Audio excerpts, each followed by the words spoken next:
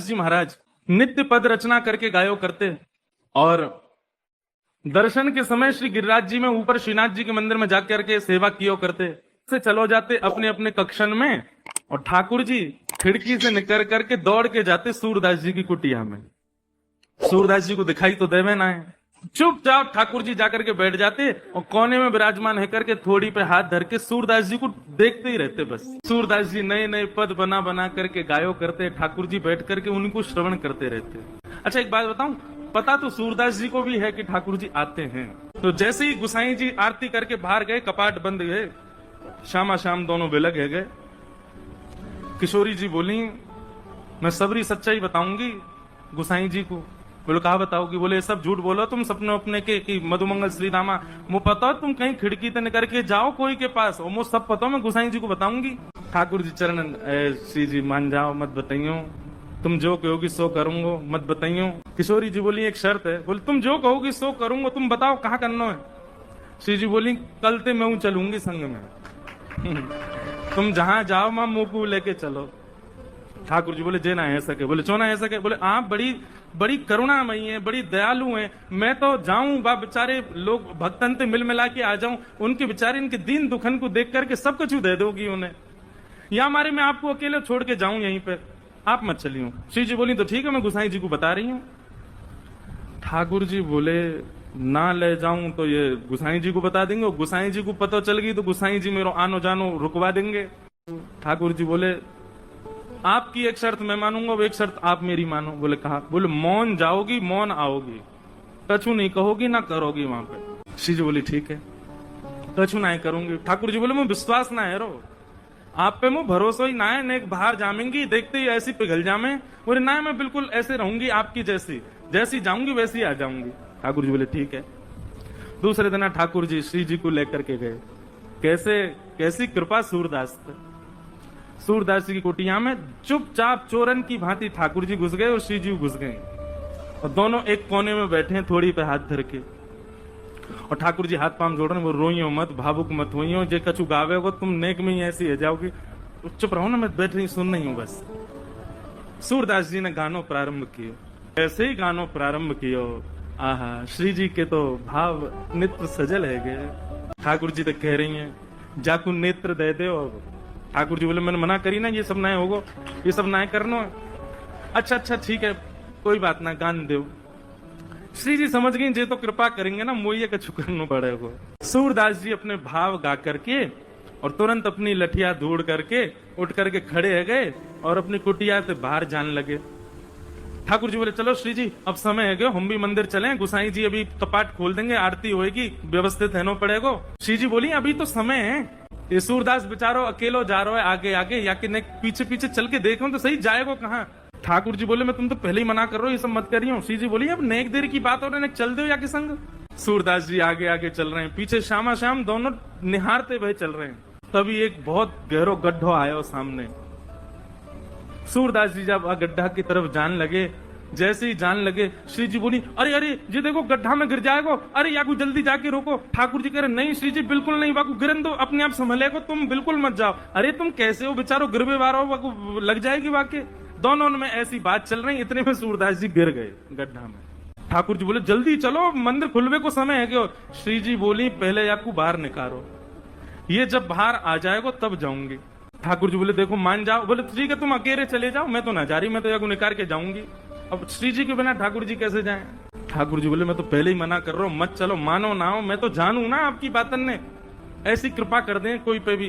बोले कोई पे भी? सूरदास है। बोले मैं जानू पर यहाँ पे अभी कृपा ना करनी, कछु दिना और याकू ऐसे ही रहने दो। श्री जी बोली ना मुंह पे ना देखो जा रहा हो, अब ऐसा हो जाएगा या पे बिना कृपा किए गए तो जी रुदन करती रहेंगी। बोले मैं सुख से विराजनो चाहूं, वाकई नहीं पहले यहाँ पे कृपा करके चलो। श्री जी ने अपनी चुनरी दी और ठाकुर जी ने अपनी कारी कमरी वहां में बांध दी और ऊपर से ठाकुर जी वह गड्ढा में चिल्ला के कह रहे बाबा बाबा शब्द सुनते ही सूरदास जी के तो रोंगटे खड़े है गए। बोले जे कौन बोल रहा है? अरे कौन है भैया? अरे बाबा मैं हूँ, यहीं पास के गांव का हूँ, गोपाल। बोले अच्छा भैया कहा कह रहे हो? बोले आप गिर गए हो, मैं आपकी मदद कर दूं, बाहर आ जाओ। सूरदास जी बोले कैसे आऊंगा बाहर भैया, मैं तो बहुत गहरो गिर गए हो। ठाकुर जी बोले मैंने अपनो पटका डाल दियो बाबा, बाकू पकड़ लियो, पकड़ के ऊपर आ जाओ। सूरदास जी ढूंढने लगे, तभी हाथ में पटका आयो। सूरदास जी ने जैसे ही वो पटका पकड़ो, कारी कमरी पकड़ी और ऊपर चढ़ने लगे, तो नासिका के पास जाती वह कारी कमरी में थे ठाकुर जी के श्री अंग की सुगंध, जो आज सवेरे सवेरे श्रृंगार के दर्शन में श्रीनाथ जी में जो इत्र प्राप्त भयो, वहां की सुगंधी और कारी कमरी की सुगंधी एक सी है। सूरदास जी बोले, जे सुगंधी तो सुबह सुबह गुसाई जी ने दही मोहे श्रृंगार के बाद, यह पटका में तो कैसे आ रही है? सूरदास जी के मन में संशय नहीं आया कि कोई और होगा, तुरंत विश्वास प्रकट हो गया, श्याम सुंदर ही है। और मानो कमर कसले ही हो, बोले आज सूरदास छोड़ना ना है इनको, बड़ी मुश्किल से आए हैं, आज तो पकड़ना है। ऊपर आने लगे सूरदास। यहाँ ठाकुर जी श्री जी की चुनरी ते कारी कमरी बंदी भई है, और ठाकुर जी श्री जी की चुनरी पकड़ के खड़े हैं, और ठाकुर जी की कमर पकड़ के श्री जी खींच रही हैं पीछे, और सूरदास बाहर आ रहे हैं। सूरदास जी जैसे जैसे बाहर आ रहे हैं, नेत्रन में आंसू आ रहे हैं, लेकिन पी रहे हैं। बोले आज बाबू को ना होनो, आज तो चतुराई दिखानी है। और जैसे ही महाराज सूरदास जी निकल के बाहर आए, जानबूझ के सूरदास जी ने ऐसा नाटक किया कि मानो गिर गए हों, और जोड़ते आगे की तरफ गिरवे को भय। ठाकुर जी तो पीछे हट गए, श्री जी वहीं रह गई, तो श्री जी के चरणन में जाके गिरे, सोई चरण पकड़ लिए सूरदास जी ने। अब सूरदास जी के हाथ में जैसे श्री जी के चरण आए, ठाकुर जी ने श्री जी को हाथ पकड़ो, जोड़ते बोले पीछे हटो। अब पीछे श्री जी हटी तो श्री जी के पामन को नूपुर सूरदास जी के हाथ में रह गए। सूरदास जी ने चुपचाप छुपाई के यहीं धर लियो। ठाकुर जी बोले, श्री जी जल्दी चलो, मंदिर खुले बारो, गुसाई जी अभी मंदिर खोल देंगे। श्री जी चलन लगी तो बोली, जय जय, मेरे एक नूपुर की ध्वनि ना आ रही, कहीं गिर को दिख है। ठाकुर जी बोले, दूसरा दिलवाए दूंगो, अब चलो जल्दी। श्री जी बोली, ना मुंह को तो वही चाहिए। ठाकुर जी बोले, यही मारे ना लेके आ रहा हूं आपको। अब पीछे मुड़ के देखिए तो सूरदास जी वह नूपुर को ऐसे कान से लगाए करके वह की ध्वनि सुन रहे हैं, देख तो सके ना है, वह की कोमलता को अनुभव कर रहे हैं। वह बाबा के पास में, जय जय वहीं चलो। ठाकुर जी बोले, अब यहीं पर रहने दो, मैं दूसरी दिलाई दूंगा तुम्हें, अब चलो जल्दी, मंदिर में खुल जाएगा नहीं तो। बोले, ना मुंह को तो यही चाहिए। बाबा, हाँ रे भैया कौन है? बोले, मैं ही हूँ गोपाल, अब ही जाने आपको बाहर निकारो। अच्छा भैया, कहे कहा बात है? बोले, बाबा मेरे संग मेरी सखी आई, बाको नूपुर गिर गयो, आपने दल लियो अपने पास, बाकू दे दो। सूरदास जी बोले, जे नूपुर? बोले, हम बे। बोले, जे तो वाको है जो मेरे मुंह को निकार में आयो का। बोले, बाबा मैं वही तो हूँ। बोले, मोहे का पता भैया तू वही है, मुंह दिखाई तो देवे ना है। अरे बाबा मान जा, जे हमारो ही नूपुर है। बोले, अच्छा तेरी सखी के पास एक नूपुर होगा, एक नूपुर तो मेरे पास है। सखी ने आगे आए करके अपने दूसरे पाम के नूपुर की पहचान मुंह को कराए दे, मैं छू करके देख लूंगा कि हाँ जे वही नूपुर है, तो दूसरे पाम में पहनाए दूंगा, और नहीं तो भैया मैंने कहीं तोय दे दी और असली या को हकदार आयो और बाने आके मुझसे कही, तो मैं तो बड़ी बड़म्बना में फंस जाऊंगा, मुझे तो पता ना है असली कौन है। ठाकुर जी बोले, श्री जी जे बहुत चतुराई कर रहा है, या को पतो चल गई है कि आप ही श्री जी हो, और जे दूसरा पाम पकड़ लेगो आपको। श्री जी बोली, पकड़े तो पकड़न दो, लेकिन आज ये नूपुर लेके ही जाऊंगी।